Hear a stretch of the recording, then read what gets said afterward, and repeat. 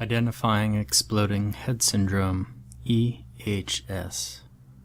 An uncommon phenomenon that causes a person, usually female, to suffer from sudden, loud, and unexplainable noises right on the verge of sleep. Noises which are jarring and can sound like the popping of fireworks, gunshots, the bang of slamming doors, and even loud explosions. In some cases, violent screaming or sobbing is heard. The most exceptional thing to note about the sleep disorder, that is EHS, is that noises do not occur within the head. Sounds are out of body and can be heard anywhere up to a block away by both ears. Although very little is known, psychiatrists speculate that EHS occurs when certain synapses in the brain fire off rather than settle down. What synapses and why, however, is still unknown. No one has proven this theory to be true, however, and doctors aren't even sure where to begin looking, let alone find an actual cure or remedy. Many patients have claimed that little rest and relaxation can help, but EHS never truly leaves those afflicted, and those with insomnia experience it much worse. Some claiming to see flashes of light, even short bursts of unexplained pain along with noises. In extreme cases, EHS can develop into a more serious mental illness. When I was a kid, maybe 10 or 11 years old, I began hearing things right on the verge of sleep. You know that point I'm talking about? Where you're still semi-conscious and things are fuzzy, but you're aware? That state. I'd be moments from drifting off to dreamland when, bam, this horrible loud noise would startle me awake. For the life of me, I can't really explain to you what the noise was like, what I could relate it to, but it was loud and it scared the shit out of me. For the next few months, it happened maybe once or twice a week. I couldn't really explain it, and I was terrified of bringing it up to my mother because I didn't know if she would believe me. I was an imaginative kid after all, so I kept to myself right up until I got into my teens. I remember those nights. Sometimes I didn't even get any sleep. Time after time, just as my exhausted brain would begin to drift, bam! And again, I'd be wide awake, full of terror and paranoia. Occasionally, on particularly bad nights, I'd hear other things. High-pitched noises like screaming. It's the only thing I can think of to relate it to. The final straw was the night I kept hearing the banging. It was aggressive. I was so out of it that I didn't even need to close my eyes. I was constantly in that semi-conscious state, trapped with those damn noises, when finally I saw a bright light flash through my room. It lit every nook and cranny. Like a flashbang, it made my skin hurt just being near it, even though it was there and gone in less than a second. It woke my ass up completely, and I didn't sleep at all that night. I didn't even try. So, I finally told my mom. I couldn't take it anymore. It had gotten to the point that I was failing every class because I was dozing off constantly. I was lethargic, exhausted, and it felt like my brain had begun to shut down. I felt like I was going insane. She didn't believe me at first, and I don't blame her. I wouldn't have believed me either. She hadn't heard any of the noises I told her about, and the fact that I had heard them was even more strange to her. Why did I experience it when she and Dad didn't? My inability to describe the sounds didn't help either. It took some coaxing, a little bringing up of grades, and finally she agreed to take me to a psychiatrist for a mental evaluation. Not exactly what I was hoping for, but then again, who else to go to but a psych doctor? After a few tests, a few more weeks, and countless sleepless nights, they still had nothing but a hunch as to what my problem was. They guessed it was a rare form of synesthesia. the abnormality that causes senses in the brain to fuse together. They assumed that was why I was seeing and hearing things at the same time, but because I had only one occurrence of that, and because of my condition, they needed to do more intensive tests, the kind that even our insurance didn't cover. My mother rejected the offer immediately, even when they offered to cut the bill since I was a bit of an abnormality. I still don't blame her. I saw the costs after it had been cut, and it was far more than we could afford. So, as a last-ditch effort to help me, they prescribed me a drug called Serenoxomil, or Serenu, as it was written in some fancy scribble on the bottle. But in order to do so, they had to go for their second theory as to what was wrong with me. They had diagnosed me with paranoid, delusional schizophrenia. Not something anyone wants to hear, especially at only 13 with the knowledge that they aren't crazy at all. Fortunately, the drug worked a little bit like an antipsychotic medication and an ADHD medication. I know, that sounds weird because they're exact opposites of each other. One blocks dopamine and the other releases it. Apparently, the hat trick here was to try and regulate my brain. Serenu wasn't on the shelves yet and was still in testing, so I was a guinea pig. But at least it was free, and I could tell myself that I wasn't actually taking an antipsychotic medication, not technically at least. The first night with the medication brought me silence and dreamless sleep, and the following night, and the night after that, and so on and so forth. It was wonderful. Sure, it made my head feel like a fuzzball most of the time, and the side effects weren't great, but I could sleep.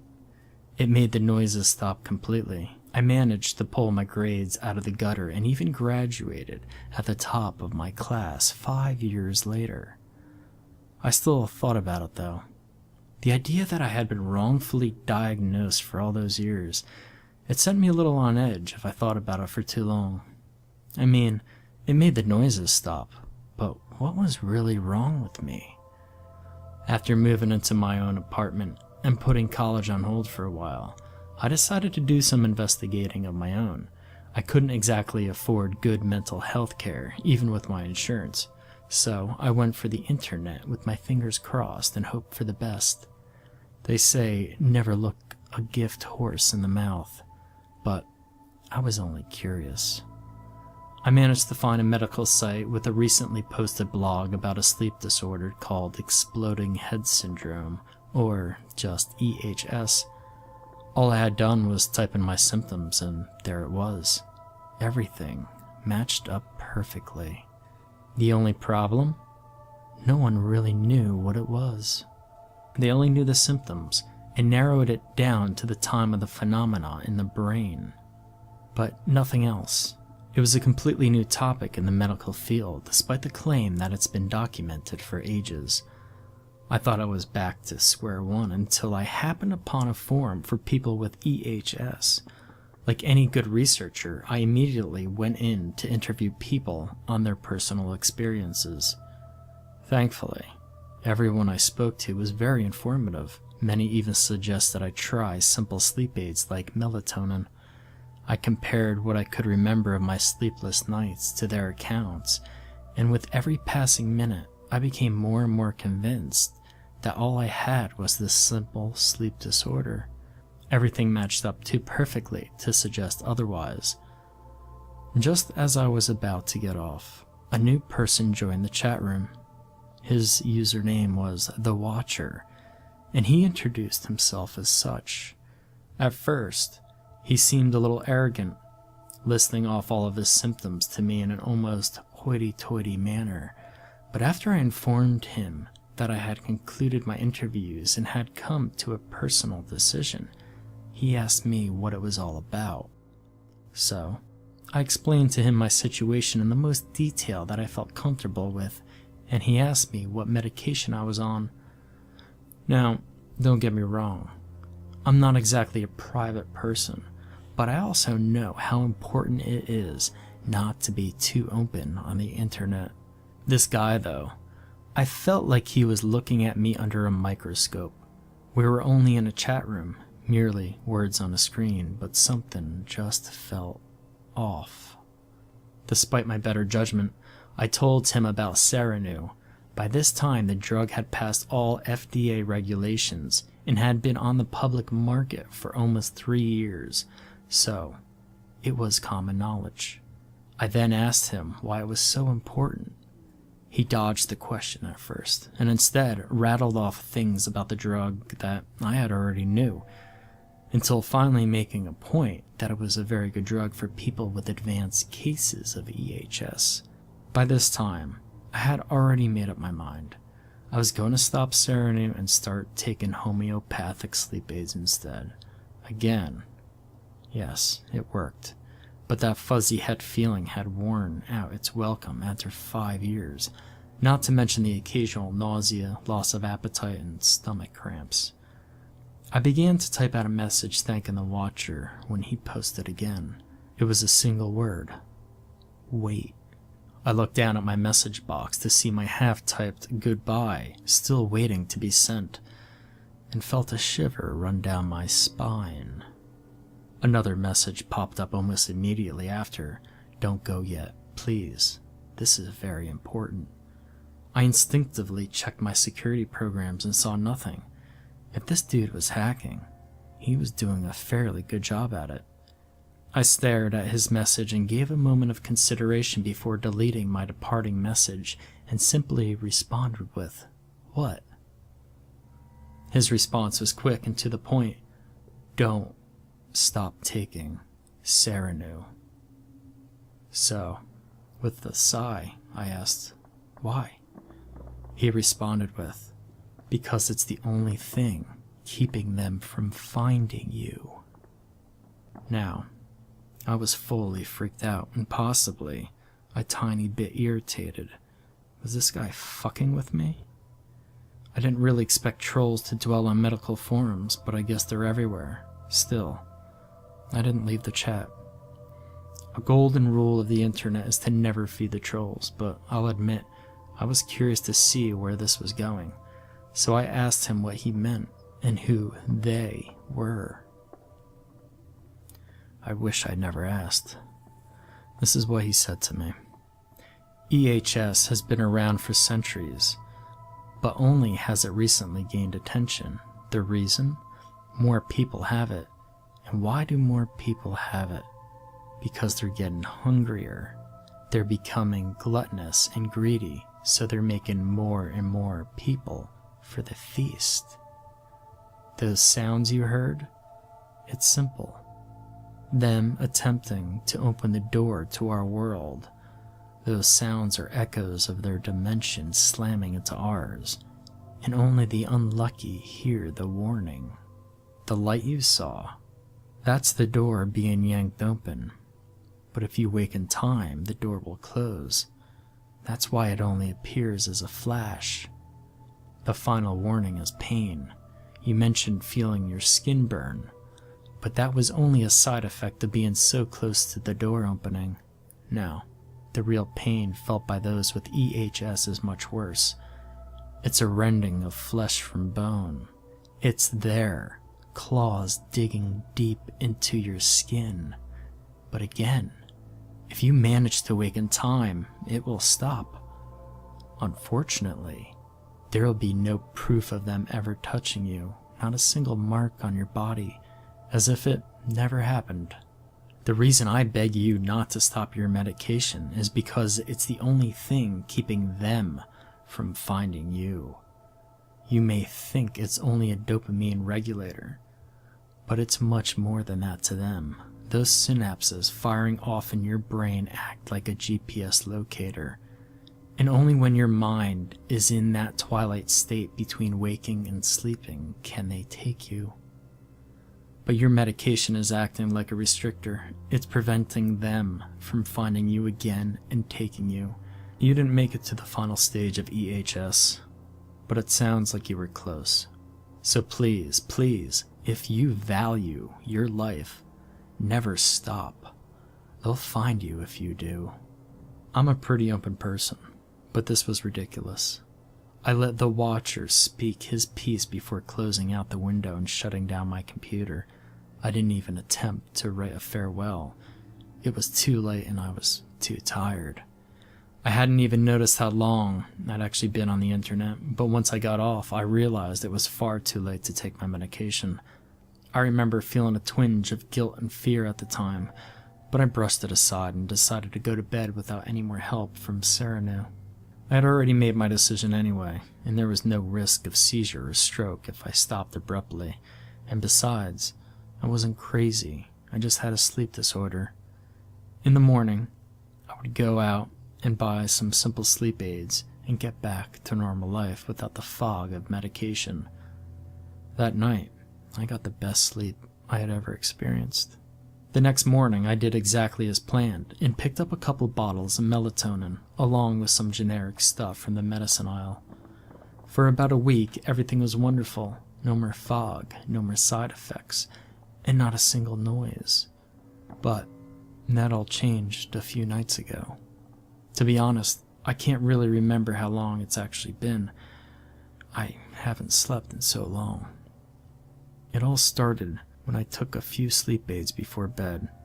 I took them a little earlier than usual, but I felt like dozing as I watched some mindless TV before turning in. It had to have kicked in rather quickly, because the next thing I remember was being woken by a loud slam from somewhere in my house. As I opened my eyes, I saw a blinding flash from across my living room. In an instant, I lost power and everything in my home went completely dark. All I could see was that damned after image of the flash in pitch darkness.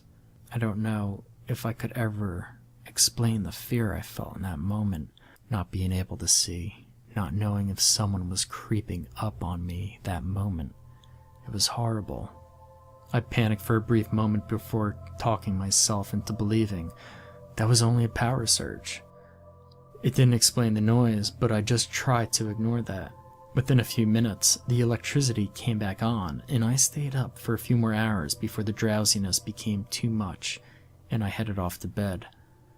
I was nearly asleep when it happened again, flash and all, in my dark room. By the time the sun had risen the next morning, it had happened maybe 5 or 6 more times, and I hadn't gotten any sleep. It happened again the next night, and then the next. I'm taking caffeine pills now instead. I'm too scared to fall asleep.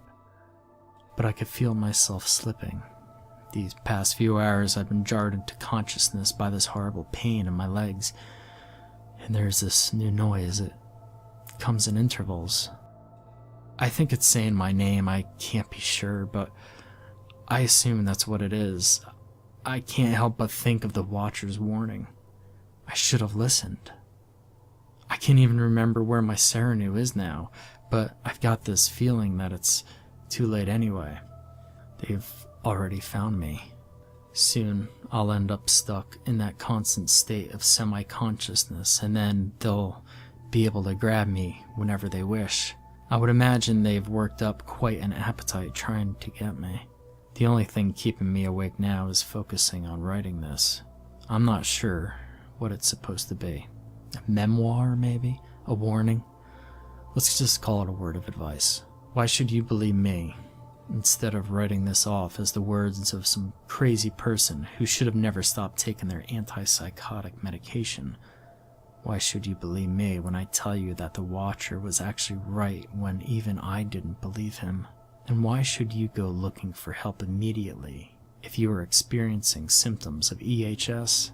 It's pretty simple, actually. It's the only reason I know that what is happening to me is real. The reason I know they are real. It's the reason my mother refused to believe me at first, and why the psychiatrist insisted on further testing. It should be physically impossible for me to experience the symptoms of EHS. I shouldn't be able to hear the things I do, the loud noises, the high-pitched noises, the noises that sound like they could be calling my name. Even now, as I write this, I can hear it. I hear them. But I shouldn't be able to hear any of it. I was born deaf.